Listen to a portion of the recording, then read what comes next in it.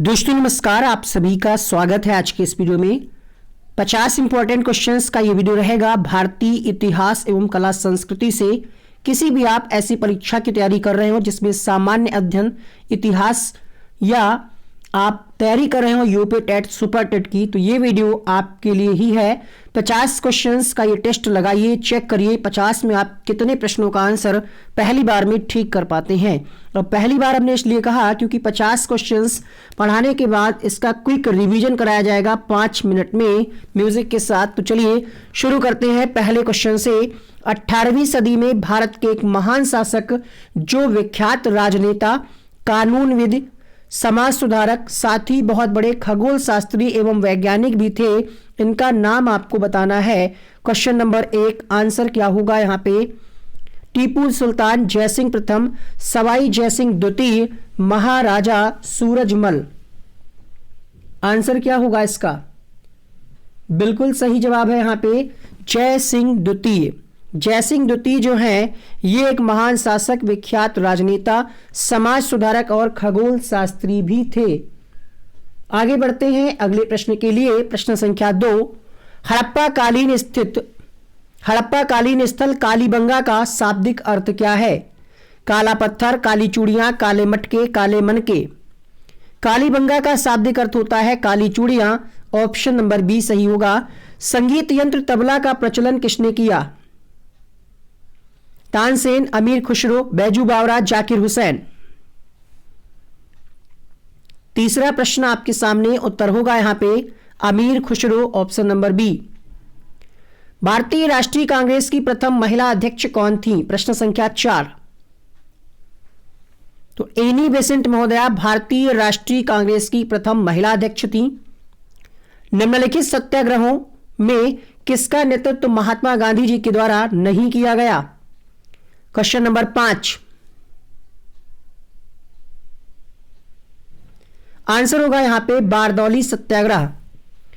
बारदौली सत्याग्रह इसकी शुरुआत किसके द्वारा की गई अगर आपसे पूछा जाए तो आप क्या बताएंगे? क्योंकि यहां पे प्रश्न नेगेटिव था कि किसका नेतृत्व महात्मा गांधी जी ने नहीं किया, तो इसका नेतृत्व किया किसने? सरदार वल्लभ भाई पटेल ने। 1928 में गुजरात में हुआ ये बारदौली सत्याग्रह। ये एक प्रमुख किसान आंदोलन था। इसमें आपके जो सरदार वल्लभ भाई पटेल जी थे, इन्होंने लगान का जमकर के विरोध किया। तो ध्यान रखिएगा, बारदौली सत्याग्रह के नेतृत्वकर्ता थे सरदार वल्लभ भाई पटेल। राष्ट्रीय गीत की रचना किसने की? रविंद्रनाथ टैगोर, बंकिम चंद्र चटर्जी, मोहम्मद इकबाल या फिर अरविंद घोष। छठा प्रश्न आपके सामने, उत्तर होगा Bankim Chandra Chatterjee, option number B. Bharat में सबसे पहले गणपति महोत्सव का शुभारंभ किसने किया? भारत में सबसे पहले गणपति महोत्सव का शुभारंभ किया गया बाल गंगाधर तिलक जी के द्वारा। ऑप्शन नंबर सी यहां पे करेक्ट होगा। वेदांत किसे कहा जाता है? वेदों को, उपनिषद को, वेदांत को या फिर पुराण को? आठवां प्रश्न आंसर होगा उपनिषद को ही वेदांत कहा जाता है। उपनिषद का मतलब होता है गुरु के समीप बैठ करके सीखना। महाभारत की रचना किसने की? वेदव्यास, वाल्मीकि, कालिदास, तुलसीदास। तो महाभारत की रचना वेदव्यास के द्वारा की गई। लिखने का कार्य किया गणेश जी ने।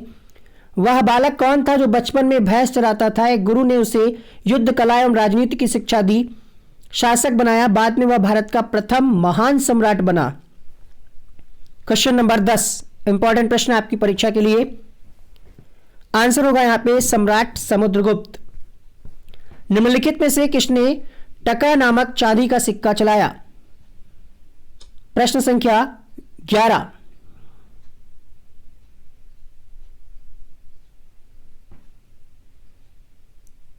आंसर होगा क्वेश्चन नंबर 11 के लिए इल्तुतमिश। इल्तुतमिश ने टका नामक चांदी का सिक्का चलाया।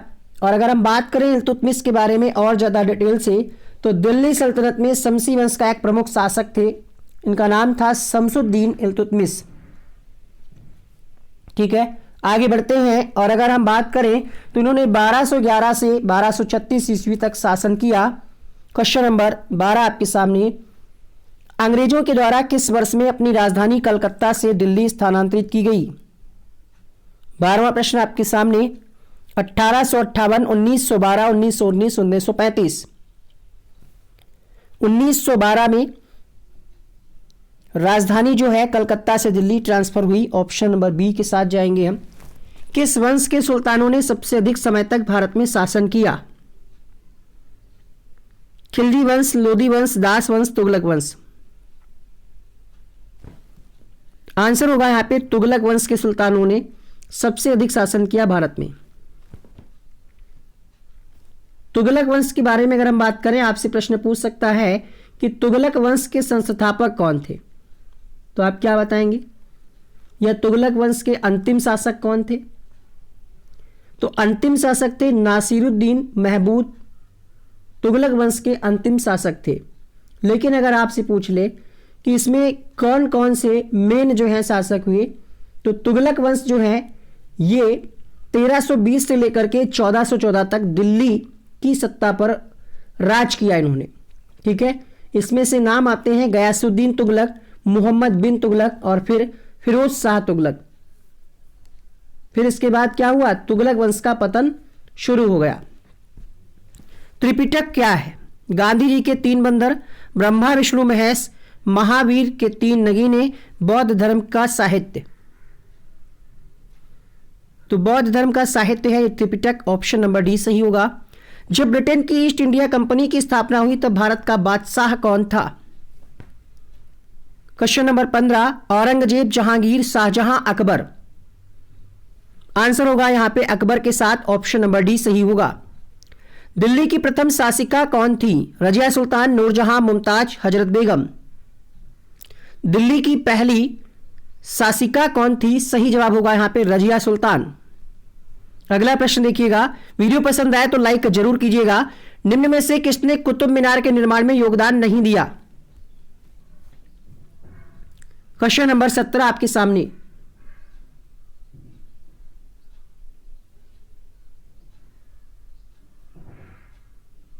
आंसर होगा प्रश्न संख्या 17 के लिए अलाउद्दीन खिलजी।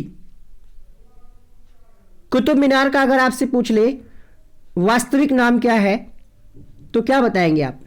यूनेस्को के द्वारा विश्व धरोहर के रूप में इसको स्वीकृत किया गया। ये आपकी दक्षिण दिल्ली में है। ठीक है, और अगर हम इसकी बात करें ऊंचाई की, तो लगभग 72.5 मीटर इसकी ऊंचाई है। इसका वास्तविक नाम विष्णु स्तंभ है। आंसर होगा यहां पे अलाउद्दीन खिलजी के साथ। ऑप्शन नंबर सी।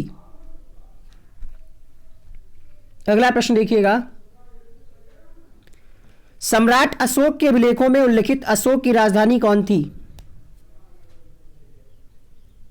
सुभद्रा, कारुआकी, सुभद्रागी, बिंबा। आंसर होगा यहां पे कारुआकी। ऑप्शन नंबर बी के साथ। गायत्री मंत्र की रचना किस वेद में मिलती है? 15वां सवाल आपके सामने। यजुर्वेद, सामवेद, ऋग्वेद, अथर्ववेद।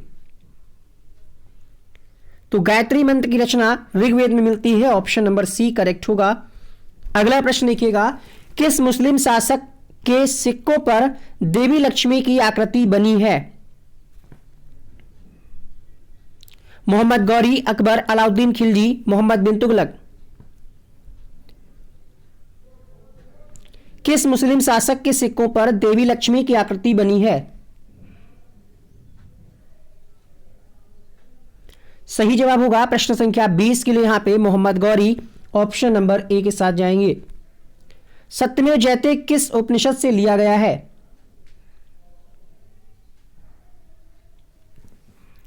मुंडकोपनिषद से लिया गया है, इसलिए इसका ऑप्शन नंबर ए करेक्ट होगा अगर आपने ए लगाया है। 22वां प्रश्न। मुगल काल में सरकार किसे कहा जाता था? मुगल काल में सरकार किसे कहा जाता था? Question number 22। मुगल शासन, प्रांत, जिला, तहसील। मुगल काल में सरकार किसे कहा जाता था? आंसर होगा यहां पे जिला। ऑप्शन नंबर सी 22 का सही जवाब होगा। आगे बढ़ेंगे अगले प्रश्नों के साथ हम। वेदों में वर्णित सबसे बड़े युद्ध का नाम क्या है? महाभारत, दशानन, झेलम, दशराज युद्ध। आंसर होगा यहां पे दासराज युद्ध। ऑप्शन नंबर डी सही होगा, ये दासराज है। दासराज युद्ध। अगला देखिएगा, सिंधु सभ्यता का सबसे सुंदर शहर जिसमें जल संग्रहण प्रणाली का उपयोग किया गया है। दसराज का मतलब है 10 राजाओं का युद्ध, ठीक है, सही लिखा हुआ है। दसराज का मतलब है 10 राजाओं का युद्ध, यह सबसे बड़ा माना जाता है। आगे बढ़ेंगे अगले प्रश्न के लिए। सिंधु सभ्यता का सबसे सुंदर शहर जिसमें जल संग्रह प्रणाली का प्रयोग किया गया। क्वेश्चन नंबर 24, आंसर होगा यहां पे धोलावीरा। गौतम बुद्ध की शिक्षाओं का केंद्र बिंदु क्या था? ईश्वर, आत्मा, सुख, दुख।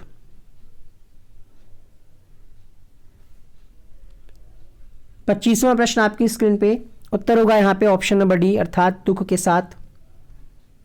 जम्मू कश्मीर की राजधानी श्रीनगर को किसने बसाया? अशोक ने, श्रीगुप्त ने, चंद्रगुप्त मौर्य ने, नरवर्मन ने। सही जवाब होगा यहां पे सम्राट अशोक ने, ऑप्शन नंबर ए के साथ। निम्न में से कौन अकबर के नवरत्नों में शामिल नहीं था? 27वां प्रश्न, बीरबल, तानसेन, राजा मानसिंह, अमीर खुसरो। तो अकबर के नवरत्नों में अमीर खुसरो शामिल नहीं थे, ऑप्शन नंबर डी सही होगा। कौन से शहर की भूमि इंग्लैंड के राजकुमार चार्ल्स को दहेज में दी गई थी? गोवा, बंबई, मद्रास, पुणे। क्वेश्चन नंबर 28 सही जवाब होगा यहां पे बंबई। अगला प्रश्न देखिएगा, तो बंबई शहर की भूमि इंग्लैंड के राजकुमार चार्ल्स को दहेज में दी गई। मध्यकालीन भारत में हिंदी का अंतिम हिंदू राजा कौन था? मध्यकालीन भारत में दिल्ली का अंतिम हिंदू राजा था हेमू, ऑप्शन नंबर बी के साथ जाएंगे। भारत में पहली रेल कहां चली थी? क्वेश्चन नंबर 30 आपके सामने, तो बंबई से ठाणे, ऑप्शन नंबर सी सही होगा। पानीपत का तृतीय युद्ध किसके बीच लड़ा गया? Question number 31।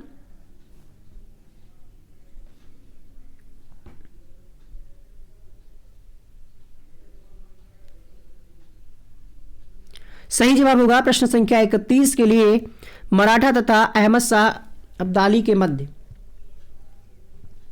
ठीक है, अगर हम बात करें पहली लड़ाई की, तो जो पहला युद्ध हुआ वो हुआ 21 अप्रैल 1526 बाबर और इब्राहिम लोदी के मध्य।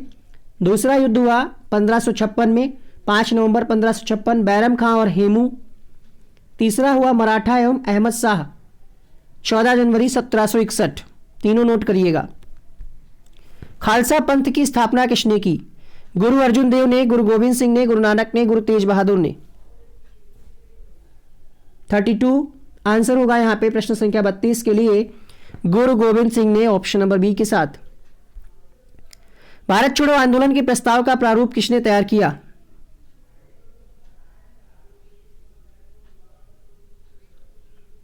भारत छोड़ो आंदोलन का प्रस्ताव महात्मा गांधी जी के द्वारा तैयार किया गया, ऑप्शन नंबर बी सही होगा। अकबर के समय भू राजस्व व्यवस्था के लिए आइन ए दहसाला पद्धति किसने लागू की थी? तो राजा टोडरमल के द्वारा, ऑप्शन नंबर बी सही होगा यहां पे।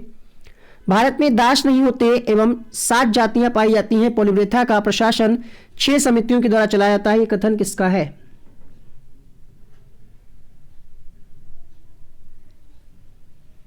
सात जातियां पाई जाती हैं, पोलीब्रोथा का प्रशासन 6 समितियों के द्वारा चलाया जाता है, यह कथन है मेगास्थनीज का, ऑप्शन नंबर बी यहां पे करेक्ट होगा।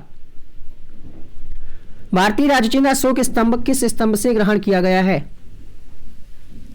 36 सारनाथ, लोरिया, मेहरौली, भाबरू। उत्तर होगा यहां पे सारनाथ स्तंभ के साथ, ऑप्शन नंबर ए। 1857 की क्रांति के किस क्रांतिकारी के लिए अंग्रेज कैप्टन ह्यूरोज ने कहा इन विद्रोहियों में सोया हुआ वह डैश एकमात्र मर्द था? तात्या टोपे, लक्ष्मीबाई, बख्त खान या फिर नाना साहब। क्वेश्चन नंबर 37 कठिन प्रश्नों की सीरीज में यहां पे कुछ आसान कुछ क्वेश्चन कठिन भी है यहां पे। तो लक्ष्मीबाई आंसर होगा ऑप्शन नंबर बी के साथ। विंध्याचल के दक्षिण में एकमात्र महाजनपद कौन सा था? अस्मक, अवंती, कंबोज, गांधार। विंध्याचल के दक्षिण में एकमात्र महाजनपद था अस्मक, ऑप्शन नंबर ए सही होगा। क्वेश्चन नंबर 39 देखिएगा। लाइक नहीं किया आप सबने यार, वीडियो को लाइक करिए। बहुत अच्छे अच्छे क्वेश्चंस हैं, बहुत सारे प्रश्न आपकी परीक्षा में डायरेक्ट इसी वीडियो से आने वाले हैं, कम से कम 1 या 2 प्रश्न। भारत का नेपोलियन किसको कहा गया था? समुद्रगुप्त, चंद्रगुप्त मौर्य, चंद्रगुप्त या फिर अशोक गुप्त? तो समुद्रगुप्त को भारत का नेपोलियन कहा गया, ऑप्शन नंबर ए सही होगा। बीबी का मकबरा का निर्माण किसने कराया? हुमायूं, अकबर, जहांगीर, औरंगजेब? प्रश्न संख्या 40 आंसर होगा औरंगजेब, ऑप्शन नंबर डी के साथ। साबरमती आश्रम से 12 मार्च 1930 को कितने लोगों ने दांडी मार्च शुरू किया? 41वां प्रश्न। तो 79 लोगों ने, ऑप्शन नंबर यहां पे बी सही होगा।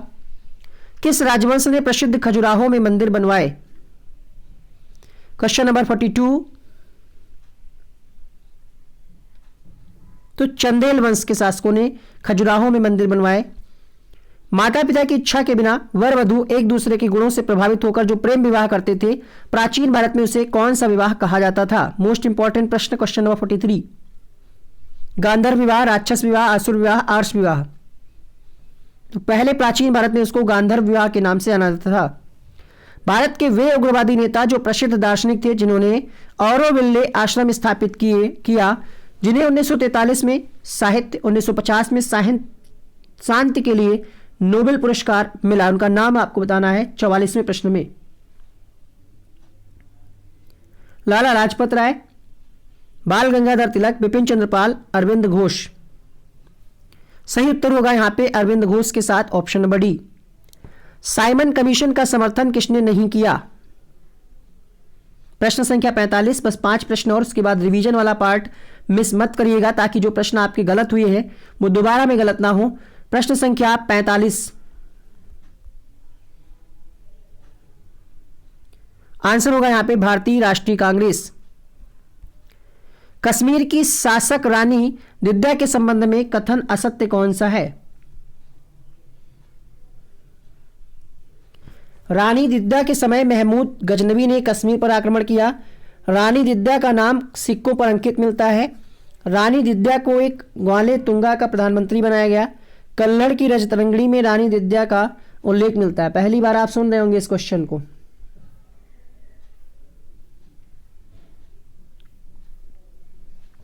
आंसर होगा यहां पे ऑप्शन नंबर ए के साथ, गलत कथन है। रानी दिद्या के समय महमूद गजनवी ने कश्मीर पर आक्रमण किया, ये बात गलत है। यहां पे ऑप्शन नंबर फर्स्ट के साथ जाएगा। ठीक है, आगे बढ़ते हैं अगले प्रश्नों के लिए। प्रश्न संख्या 47 देखिएगा। दिद्या की अगर हम बात करें तो ये लोहार राजवंश वर्तमान में जो हरियाणा, पंजाब, पुंज, राजौरी जिसका भाग था, इसमें एक नन्ही सी बच्ची का जन्म हुआ था जिसका नाम दिद्या रखा गया, और ये आगे चल करके ये रानी बनी जम्मू कश्मीर की। अगला प्रश्न देखिएगा, प्रश्न संख्या 47 आपके सामने। अकबर के समय किस चित्रकार ने कृशकाय घोड़े के साथ मजनू का निर्जन स्थान पर भटकता चित्र बनाया? 47वां प्रश्न। मीर सैयद अली, अब्दुशमद, बसावन या फिर दसवंत? उत्तर होगा यहां पे बसावन। बसावन ने यह कार्य किया था, ऑप्शन नंबर सी सही होगा। आगे बढ़ेंगे प्रश्न संख्या 48 के साथ। वह कौन सा शासक था जो कभी शासक नहीं बनना चाहता था, परंतु विपत्ति आने पर बेहतरी से राजधर्म निभाया? बहन के साथ कन्नौज का सिंहासन ग्रहण करता था, प्रयाग में सब कुछ दान दे देता था। महान कार्य किया इसने। हर्षवर्धन, राज्यवर्धन, प्रभाकर वर्धन, जयवर्धन? उत्तर होगा यहां पे हर्षवर्धन के साथ, ऑप्शन नंबर ए। निजामुद्दीन औलिया के संबंध में सही कथन कौन सा है? Question number 49। महमूद इलाही कहा जाता था। 7 सुल्तानों का काल देखा इसने। गयासुद्दीन तुगलक को कहा कि दिल्ली अभी दूर है, अभी दिल्ली दूर है। इनका गुरु अमीर खुसरो था। क्वेश्चन नंबर 49 आंसर होगा अमीर खुसरो इनके गुरु नहीं थे। ठीक है, ये बात यहां पे गलत लिखी हुई है कि निजामुद्दीन औलिया इनके गुरु अमीर खुसरो नहीं थे। फिर थे कौन? अगर आपसे पूछे कि इनके गुरु थे कौन तो क्या बताएंगे आप?